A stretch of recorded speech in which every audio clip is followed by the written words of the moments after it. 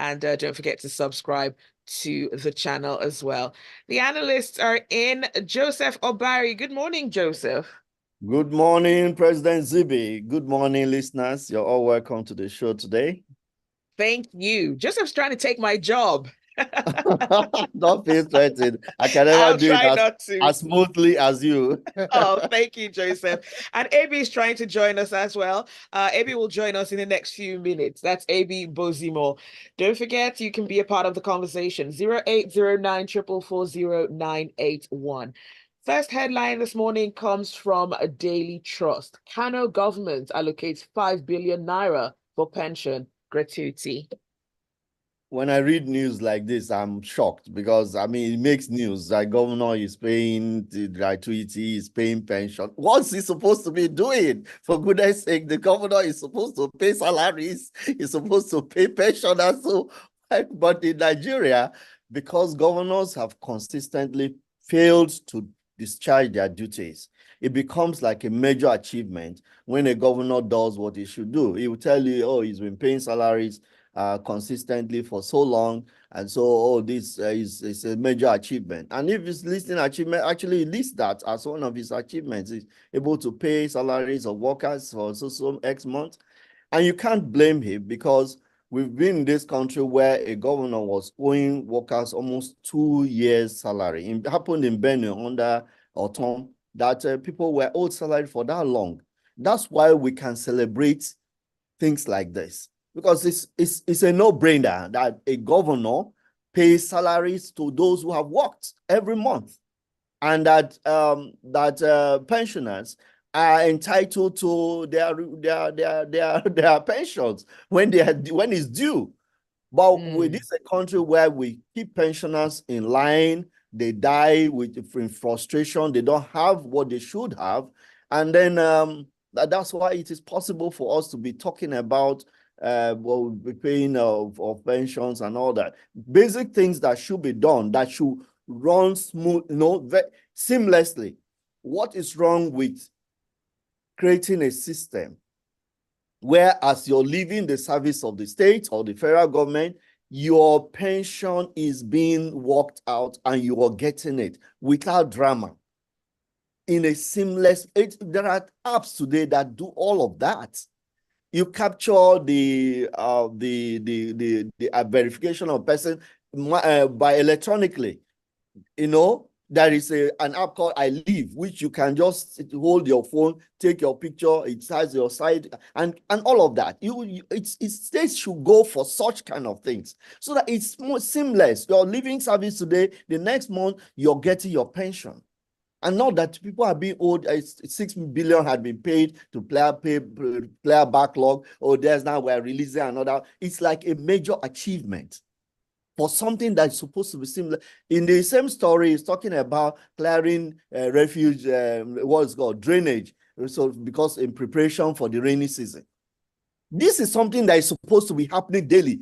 Drainage is supposed to be cleaned daily, so that water will be flowing, whether it's rainy season or not rainy season. Water can run through the drain. It's not only rainwater that runs in drains, for goodness sake. So and these things, when we fail to work, then we now elevate things that are routine into major achievements. And that's the funny thing about Nigeria. And it's pathetic. All right, thank you, Joseph, for that. AB, good morning, finally. Welcome on board, AB. AB, you're muted. We can't hear you. We can't hear you. You're muted. Good morning. Apologies. There was a little bit of a network issue. Glad to be here. I hope your ancestors are not offended. I really wonder sometimes. What have you done, AB? All right, let's move on to Punch. Hire mercenaries to tackle insecurity. Rep urges federal governments. The definition of a mercenary is somebody who is brought in place of maybe the regular armed forces to do targeted jobs within some conflict area. And somebody in our Senate or so is saying we should hire mercenaries. I want to take a step back. If we have recognized that if this person has asserted that our security forces are not up to the job and feels that the option exists for alternatives to be brought in to get the job done, perhaps he should hold up a mirror at the organization he's a part of, and let's find some mercenaries who can come and do better lawmaking in Nigeria. I am convinced that the Nigerian army and all the other security forces are up to the job. What I seem to have my suspicions about is a lack of political will. There is absolutely nothing, in my humble view, that our Nigerian soldiers, police, and so on cannot do. In fact, anytime they're deployed anywhere out of Nigeria, they seem to come back with plaudits. So it appears the context is what matters, not the character and content of these soldiers. He's saying, hey, let's have mercenaries, that there was a time allegedly during the era of President Jonathan where mercenaries were supposed to be part of the country. Then they were supposed to be consultants. Apparently, the government said they were consultants to help with our training. And the evidence would suggest that that was when Boko Haram really started and they had a quick need to do something. And to an extent, they pushed back the attacks. So he said it would take him just 3 months to end Boko Haram. Here we are, 9, 10, 11 years later. How far? I am just saying, he is also saying that so much money has been spent on this security thing without the kind of cogent results we expect. And to that extent, I agree with him. And this is what takes me back to what I'm saying. There seems to be something wrong with, there's a disconnect between the amount, 19 trillion naira between 2015 and 2023. 19 trillion naira. Imagine, well, that's enough to complete the coastal road, if we are going by that, the so-called Calabar coastal road, because we're doing 15 trillion for that. Yet we have been fighting this unending war. Each day we hear of tens or hundreds kidnapped or abducted, others killed. We hear these horrible stories from Nigeria, which do not do anything good for us. I am interested in the solution, but I'm not that keen on his method. I'd like him, as a member of the lawmakers, to find that political will, to find that concerted effort where we have one solitary purpose, which is to provide safety and security in all parts of the country. Yes, Boko Haram and so on are up there in the north, but we have other ones in other places. And if the political will exists, and it can only exist if and when competing factors stop dominating our politics, every part of this country should concern me, whether I'm from the north, east, west, or south. Everybody's safety should concern me. I shouldn't be talking about northern this, southern this. It's not about, a life in Nigeria has no geographical definition. Blood has no town. We all bleed red. So I want them to solve the problem of insecurity in Nigeria. I just don't know whether this idea of hiring mercenaries to do the fighting is the way to go. I think it can lead to poor morale among our soldiers, and it's non-sustainable. We have more than enough quality forcemen. Let's put them to work with the best context. Thank you. All right, thank you, AB. Let's go on to WhatsApp. Izehi says, I totally understand Joseph's frustration regarding the pension payment story. It just reminds me of what the Kogi state governor listed as his achievements after 100 days in office. We have ridiculously base and mediocre individuals in government. Next headline comes from Daily Trust. 66,000 prison inmates awaiting trial. And this according to the Legal Aid Council. Joseph, you're muted. Sorry. Okay. It's just mind-boggling that, I mean, you have 73% of those held in so-called correctional centers awaiting trial.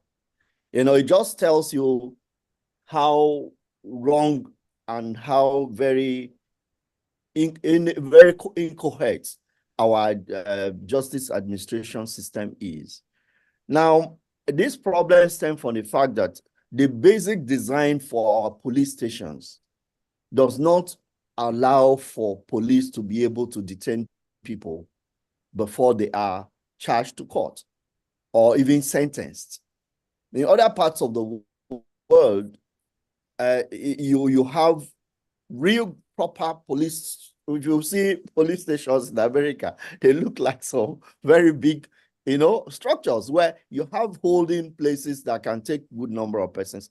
And then even the prisons themselves are designed in such a way that they have capacity. But we have a country where we're still dealing with colonial structures. Colonial prisons built during the colonial era. That's what we're still talking about. I mean, the other day, the one in Niger State collapsed.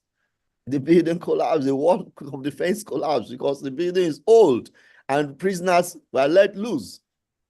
So when you have situations like that, prisons are overcrowded, the justice administration, where you are able to charge people to court expeditiously, they are trying, if they don't have any cases to answer, they go.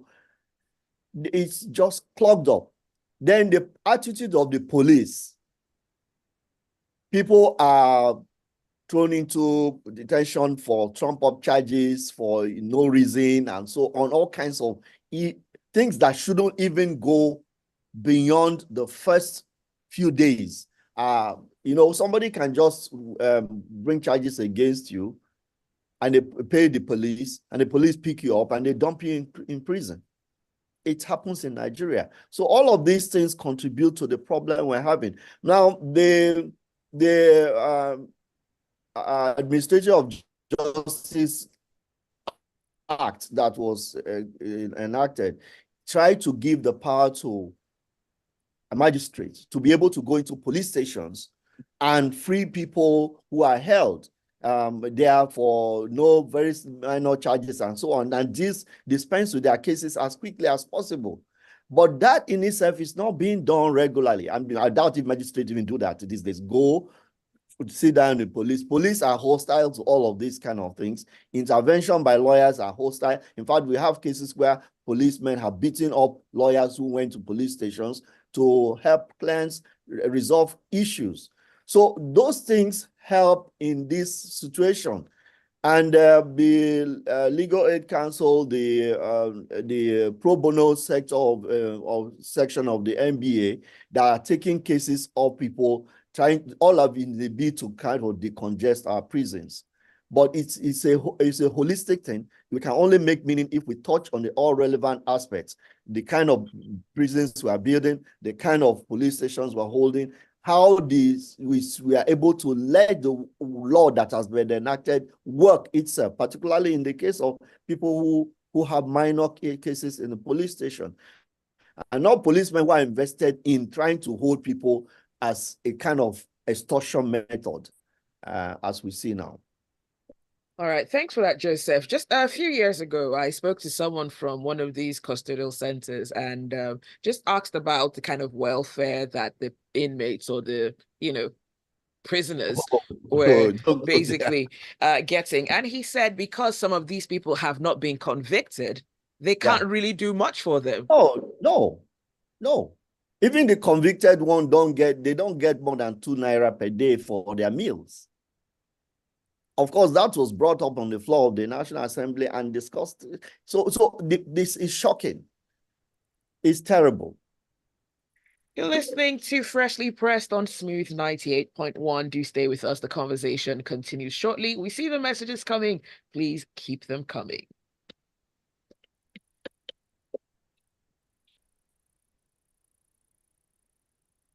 So, Joseph, who is responsible for the people that are not convicted but are in custody?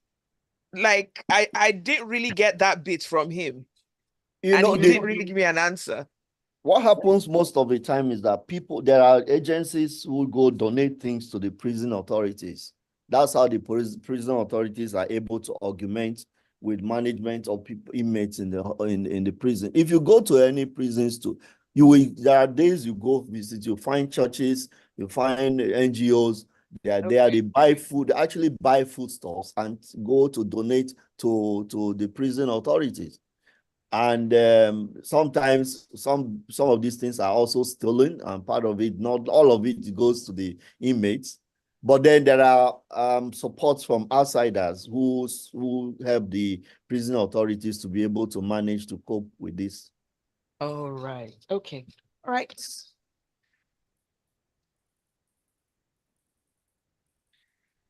You're still listening to Freshly Pressed on Smooth 98.1. Would love for you to be a part of the conversation. The WhatsApp number is 0809 4440981. You can also tweet at Smooth981. Our analysts are in. It's Abi Bozimo and Joseph Obari with us this morning. Abi, this next headline's for you. Kaduna to relocate 359 schools over banditry. Okay, the reason why this is going on, there seem to be two. One is the obvious insecurity issue. Remember, it was in Kaduna that 135 odd school pupils and teachers and all that were recently abducted and returned about a week plus later.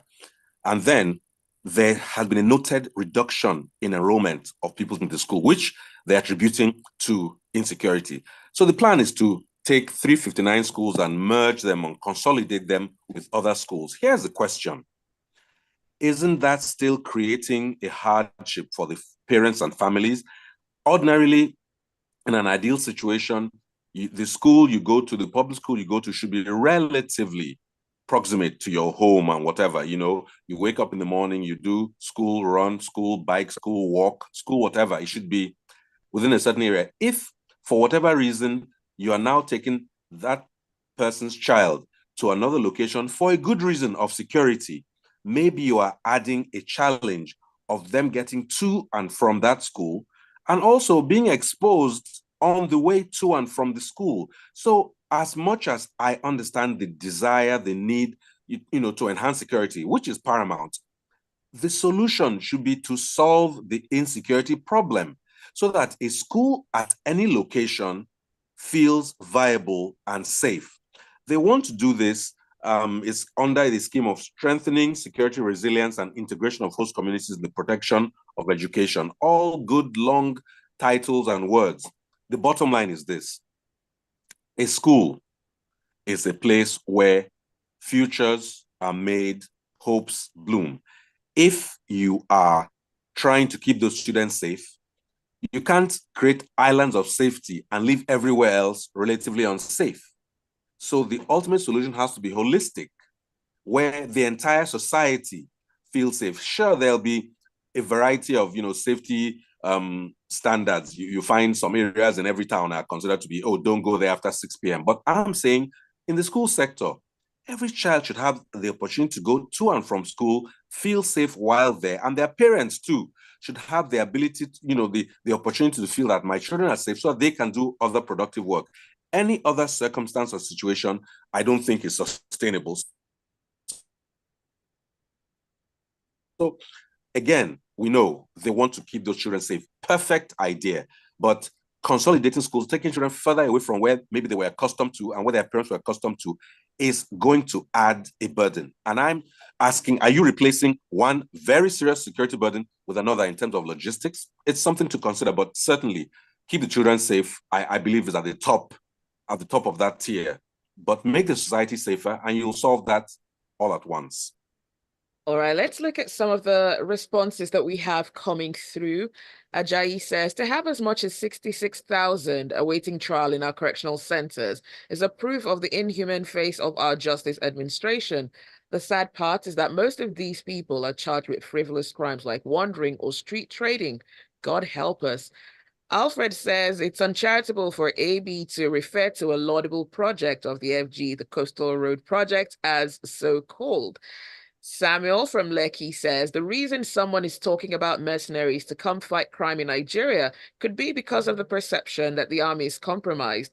We've heard stories from soldiers who claim that just as they were rounding up the terrorists, they were ordered to pull back. Another reason could be because someone wants to get a cut. Was it not this country that money was paid to get prayers for Nigeria? Tonye says the decision to merge Kaduna schools is the most ridiculous I've heard in a long time of Indeed. Nigerian bad It's so sad. decisions. Merging schools just creates bigger pools of students to kidnap, especially as the terrorist problems remain unsolved and blooming. How is this a good idea? Anthony Francis says, I think the lawmaker knows what he's saying. We cannot continue doing things the same way and expect something different to happen. Years back, Jonathan brought in mercenaries, and with much progress, we heard about friendly fire. The Americans came, and we know the story that followed. When the issue of mercenaries comes up, it suggests the local forces may have been compromised. 19 trillion naira spent already, and we think some people want it to stop. Keep your ears to the ground, and you hear much of what's going on in this fight. We go nowhere without changing the approach.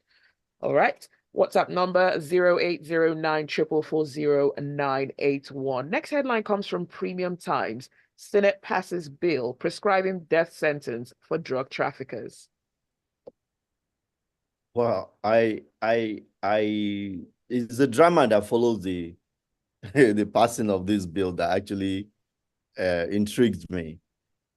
You are going to decide on something as fundamental as taking the life of people, and the Senate calls for voice votes. It's very odd, and I can sympathize with Shomole, who was simply frustrated at the way such a matter was passed. Now, the point is this. We have crimes that have death sentence prescribed for them, like armed robbery and so on. I don't know how well they have stopped armed robbery. Even when people were lined up on fire squads and shot dead for armed robbery, I don't think it stopped. I'm not an advocate of death sentence, because I don't think it actually deters people who want to commit crime from committing crimes. Now, even in this country right now, adding to the number of people in the prisons is the fact that those on death row in Nigeria, governors have been reluctant to execute people. So you have a number of people who are supposed to be executed who are still in prison. So what does it translate to? You're actually more or less giving these people life sentence if you're not executing them. So why don't we actually go for laws that punish the offense? And we say correctional centers, they actually can rehabilitate people and change them, you know? So, but I know this is something debatable. People say the activities of drug barons and so on is so extreme. It destroys society, it destroys the future of children. So they must, in some countries, it's death sentence that is passed. But even in those countries, those who are caught and executed have not stopped other people trying to smuggle drugs there. So that's the point. And I think simply Oshomole was very disappointed because of the way something as sensitive as that was called, a voice vote was used to resolve. In America, in the Congress and in Senate, for example, you have electronic voting. So why are we not modernizing? Why are we like this? Our systems are just not it. So why is it National Assembly they get all the money they want? They can allocate themselves 160 million to buy cars, but they cannot invest in their voting process so that it can be transparent. You say, yes, have it. Oh, and that's all. That's what we say, like drama. It's like child's play on taking lives of citizens. So come on, for goodness sake. Maybe, do you want to add something? Very quickly, you see, looking at drug barons and all that, yes, they do destroy the fabric of society. And for families that have had people with addiction, they alone can talk about the agony. But if you look at drug consumption, because this is for both trading and consuming, sometimes people are led into it. Let's not talk about those who look for it themselves. People get addicted. And it's actually a case of healthcare rather than criminality, because some addicts would love if they had a way to no more be addicted. So if you're now looking for a death sentence for somebody who consumed hard drugs, when there will be an opportunity to get them off the addiction, maybe you should invest money in providing the healthcare facilities to help those who are willing to come off it at least. I too think this death sentence is should be used for people who are corrupt in government. That would be a good place for the Senate to ask for death sentence, rather than for people, in some cases, who are victims of, the traffickers. That's all I'm saying. If you want to pass death sentences, hold the mirror up. All right. Tonye has is that Tonye? Okay, this is Danokuda. Danokuda says the proposed cyber security levy is one tax too many. It should be shelved. It's not on Freshly Pressed this morning, but thanks for sharing your opinion with us. Tonye says if the lawmakers do not pass a bill to give the death penalty for looters of public funds, then they are just fooling around at government expense. That's a bit bad. Yeah. All right. Our next headline comes from Vanguard. Tinubu proposes 13 million naira annual basic salary for judicial officers. AB? Beautiful numbers. Beautiful numbers. I'd say Joseph should get ready and join the judiciary at that level, because too late, man. The amount of money that they are getting, at least it's in all the fact is, the president has proposed to the National Assembly for them to approve upgrades in the amounts earned by the judicial officers, judges and all that. And it's, in Nigerian terms, fairly decent. The chief of the Supreme Court will be taking home like 7 odd million a month when one or two things are computed. It's a proposal is made. I'm intrigued. This goes back to the first story Joseph talked about, where you have people in jail, detention. We do need, the amount of pressure on the judicial officers is considerable. You do need to make sure that they're well taken care of, so that perhaps they don't even look left or right and they do their work.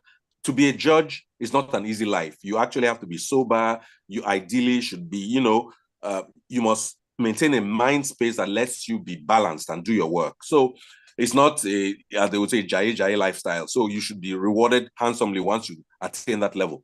That said, the judges and all that are just one part of the system. A judge could be well paid and well motivated, but if the court he's working in has no power, he may not be able to, deliver the work. So the entire system should be considered for upgrade. I don't know how they want to direct the funds, but you should make it so that when you approach the court system, you get service, both from the officers, from the clerks.